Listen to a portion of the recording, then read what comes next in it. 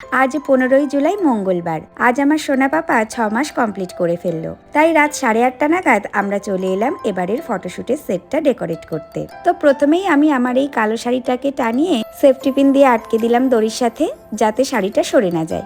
আর একটা বালিশ দিয়ে দিলাম শাড়িটার পিছনে। তারপর Arnab happy birthday, half birthday এইসব ট্যাগগুলো দিয়ে সেটটা সাজাতে শুরু করলো। আসলে আমরা তো রবিবারের দিনই ফিরেছি বাড়ি থেকে, তাই একটু বাজারঘাট আর এই ডেকোরেশনের কয়েকটা জিনিসপত্র কিনতেই আজ এত লেট হয়ে গেল। তো যাই হোক, ও ওদিকে সব গোছাচ্ছিল আর আমি এদিকে এলাম আমার রান্নাঘরে একটু চাল ডাল দিতে। আসলে 6 মাস কমপ্লিট হওয়া মানেই তো একটু একটু করে বাইরের খাবার দেওয়া শুরু করতে হবে। তাই সেই ভেবেই আজকের ফটোশুটের থিমে চাল, ডাল, ওটস, খেজুর এইসব জিনিসগুলো রাখা। তো এই যে অর্ণব খুব সুন্দর করে সাজিয়েছে জায়গাটা, আর আজ ওকে একটু বসানোর চিন্তা ভাবনাও আছে, তাই টেডিগুলোর মাঝে ওই নেক পিলোটা রেখেছে ও। আর বালিশটা তো আছেই এক্সট্রা সাপোর্টের জন্য। যাই হোক, আমি এরপর কেকটা আর চাল ডালের বাটিগুলো সাজিয়ে দিলাম।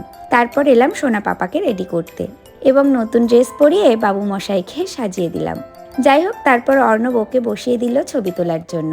এখনো তো ভালোভাবে বসতে শেখেনি, তাই একটু টাল খাচ্ছিল, যদিও আমি ওর পাশেই ছিলাম যাতে ও পড়ে না যায়। তো বসিয়ে কয়েকটা ছবি তোলার পর আমি বাটিগুলো একটু অন্যভাবে সাজিয়ে দিলাম, কারণ ওগুলো আসছিল না ছবিতে। এরপর এইভাবে কয়েকটা ফটো তুলে ওকে উল্টো করে শুইয়ে দিলাম। আর তারপর আর কি, এই হলো এনার অবস্থা। পারলে এখান থেকেই সলিড খাওয়া শুরু করে দেয়। তবে খুব ভালো লাগছিল দেখতে, ও খুব এনজয় করছিল ব্যাপারটা। এই মুহূর্তটা ওর সাথে আমরাও বেশ এনজয় করছিলাম। তো যাই হোক, এই হলো আমাদের আজকের ফটোশুটের ফলাফল। কেমন হয়েছে আপনারা কিন্তু অবশ্যই কমেন্ট করে জানাবেন।